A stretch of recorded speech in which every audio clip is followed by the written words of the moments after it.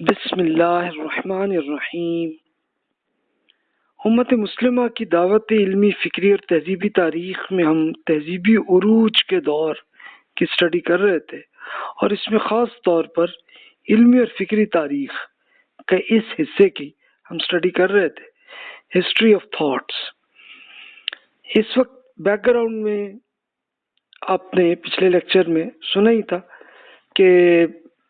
بنو عباس کی خلافت بن گئی تھی 132 ہجری میں اور 656 ہجری تک رہی، لیکن بیچ میں ان کا جو عروج ہے 246 ہجری تک ہی رہا، پھر تو زوال آیا اور مسلمانوں میں مختلف فرقے بھی بن گئے اور الگ الگ حکومتیں بھی بن گئیں مختلف ایریاز میں، اور سچویشن بیچ میں یہ رہی، خیر رہی، لیکن پھر بھی چلتا رہا کہ علمی اعتبار سے بڑا ذوق آیا مسلمانوں کہ پچھلے لیکچرز میں پڑھ چکے کہ کیسے کاغذ کا انقلاب آیا، پھر عربی زبان، علوم القرآن اور پھر احادیث کی ریسرچ کا پورا میتھڈ یہ پورا ایجاد ہوا۔ یہ پچھلے لیکچرز میں آپ پڑھ چکے تھے کہ کیسے تفاسیر کے علم جو ہے وہ کیسے پھیلا، پھر سنت میں کیسے چلا، اور آپ کو یاد ہوگا کہ یہ روایت کا ہی میتھڈ چل رہا تھا کہ ایک اسکالر نے جو کچھ سنا انہوں نے آگے بیان کر دیا، انہوں نے آگے بیان کیا، تو تب ریسرچ کی ضرورت ہوئی کہ کون سی واقعی ریلائبل باتیں ہیں، کون سی ان ریلائبل ہے، اور اس کا ایک پورا میتھڈ بن گیا جس سے یہ پتہ چل گیا کہ جناب یہ تو 100% اوتھینٹک ہے، یہ جناب 80 to 90% ہے، یہ 50 to 80% ہے یعنی حسن، پھر 1 to 50% بھی ہے یعنی ضعیف ہے، ویک ہے، اور پھر موضوع یعنی بالکل 100% کنفرم ہے کہ یہ ایک جعلی روایات ہے۔ تو یہ پوری سٹڈی آپ نے پڑھی تھی، اور اس میں پھر کتنے علوم پیدا ہوئے اور ہر ایک کی بکس کس کس ٹائپ کی بن گئی یا پڑھی تھی۔ تو اب ہمارا ٹاپک ہے علوم الفقہ، ریلیجیس لا۔ یہ ایک علم ہے کہ جو بہت عروج کے ساتھ مسلمانوں کے ہاں ڈیولپ ہوا۔ یعنی فقہ بیسیکلی کیا ہے؟ غور و فکر کرنا۔ تو غور و فکر کرتے ہوئے اس کے جب بھی ذہن میں کوشچن آتے ہیں انسان میں، تو پھر اس کا اسکالر جواب دیتے دیتے وہ علم بنا۔ اس کے لیے ہم سمپل یہ دیکھ لیجئے کہ اس کا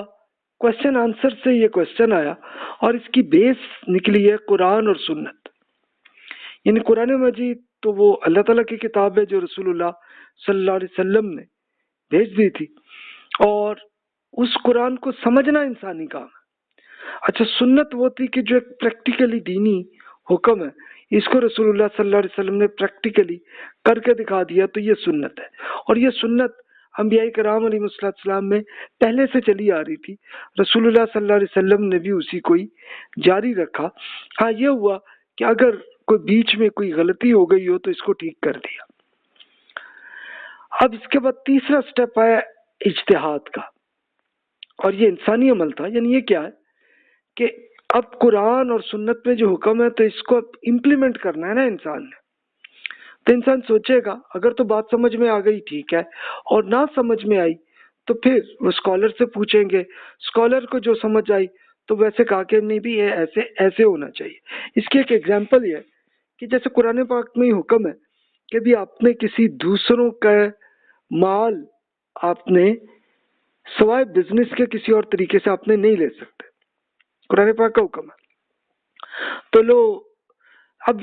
کچھ تو بڑے آسان طریقے ہیں، خود قرآن پاک میں اللہ تعالیٰ نے بتا دیا کہ بھی آپ نے اگر کسی کو قرض دیا تو آپ نے اس میں انٹرسٹ نہیں لینا، آپ نے،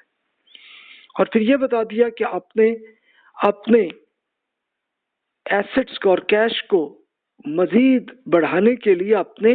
سود نہیں کرنا، یہ اجازت نہیں۔ یہ ایک ایگزامپل کے طور پہ کی، اور باقی آپ پہ ڈالا کہ آپ خود اس میں سوچ لیں کہ اس طرح کا ان ایتھیکل کسی طریقے سے نہیں لینا۔ اور رسول اللہ صلی اللہ علیہ وسلم نے اپنے زمانے میں جو جو طریقے دیکھے تھے اس میں بتا دیا کہ نہیں بھی یہ غلط طریقہ ہے۔ مثال کے طور پر جیسے ایک کئی حدیث میں آتا ہے کہ کئی دیہاتی وہ اپنی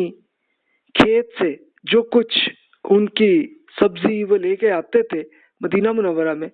تو کئی لوگ کے جو بزنس میں تیز تھے تو وہ کیا کرتے کہ وہ شہر سے ذرا باہر ہی کھڑے ہو کے ہوتے، اور اب وہ کئی گاؤں سے جو قافلہ آ رہا ہے ان کو روکنا، بھائی تمہاری کیا چیز ہے، اس نے بتانی یہ چیز ہے، اچھا بھائی اس کی یہ پرائس ہے تو کیا خیال ہے تم دے دو میں، تو اب دیہاتی لوگ جو ہے وہ لے سیل کر دیتے تھے، ٹھیک ہے جی، اب وہ جتنی اماؤنٹ لے کے چلے گئے کہ ان کو یہ ہوتا تھا کہ بھی کون مارکیٹ میں جائے اور یہ اتنا نیگوشیٹ کرے اور معاملہ کرے، چلو یہیں پہ بیچو، کیش آ گیا ہاتھ میں، جاؤ گھر چلے گئے۔ تب وہ جو صاحب پرچیز کرتے وہ جا کے مارکیٹ میں جا کے بیچتے تھے، اور بیچنے میں پھر یہ ہوتا تھا کہ جناب اس کی پرائس زیادہ بنتی تھی۔ اچھا، اب وہ اس کے ساتھ آیا طریقہ، اور پھر دوسرا یہ بھی ہوا کہ کچھ لوگوں نے یہ بھی کیا کہ اپنے ویئر ہاؤس میں بچا کے رکھ دی چیز، وہ جناب اگلے ٹائم میں اور ڈیمانڈ آئے گی، کیونکہ جب مارکیٹ میں کم ہوگی یہ چیز تو پرائس زیادہ بڑھے گی اور لوگ ان سے زیادہ مہنگی پرچیز کر لیں گے۔ تو مقصد یہ تھا، تو رسول اللہ صلی اللہ علیہ وسلم نے یہ فرمایا کہ نہیں بھی یہ ایک ان ایتھیکل یہ طریقہ ہے، اس کے بجائے جو دیہاتی آتے ہیں وہ سیدھے مارکیٹ میں آنے دیں اور وہ وہاں پہ سیل کرے، کہ جو بھی ڈیمانڈ اینڈ سپلائی کا جو بھی طریقہ ہوگا اس کے لحاظ سے جو پرائس ہے وہ بنے گی، تو آپ لوگ کوئی ان ایتھیکل طریقے سے، ایک ایسے طریقے سے آپ پرائسز نہ بڑھائیں، یہ طرح اس میں منع فرمائی ایگزامپل۔ تب ہوا یہ کہ ظاہر ہے کہ مسلمانوں کے ہاں اتنے آپ کے تاجکستان سے لے کے اور اسپین تک کی حکومت بن گئی تھی، تو وہاں اور ہزاروں قسم کے ٹرانزیکشنز جو ہیں وہ ہونے لگیں، تو وہ ہونے لگیں تو اس میں سوال آنے لگا یہ جناب یہ ایتھیکلی درست ہے کہ نہیں ہے، اس طرح کے سوال آنے لگے۔ تو پھر اب یہ ہوا کہ یہ آنے لگے سوال۔ اچھا، پہلی صدی میں تو یہ تھا کہ صرف علماء جو صحابہ کرام ہوتے تھے، پھر ان کے جو شاگرد ہیں وہ اسکالر بن گئے، ان سے لوگ کوشچن آنسرز پوچھ لیتے تھے، جناب یہ چیز درست ہے کہ نہیں، وہ بتا دیا کہ نہیں بھی یہ ٹھیک نہیں ہے۔ لیکن یہ پہلی صدی ہجری ہے، یعنی 1 ہجری ٹو 100 ہجری تک، کہ جس میں سٹارٹ میں تو پہلے 11 سال خود رسول اللہ صلی اللہ علیہ وسلم تھے، پھر صحابہ کرام رضی اللہ عنہم بھی کوئی 70-80 ہجری تک وہ رہے، تو ان سے پوچھتے رہے، لیکن اب اگلی نسل آئی تو ان کے جو اسکالر سے لوگ پوچھنے لگے۔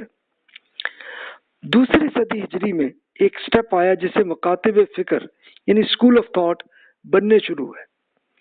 یعنی ہوا یہ کہ اب یہ جو بڑے اسکالر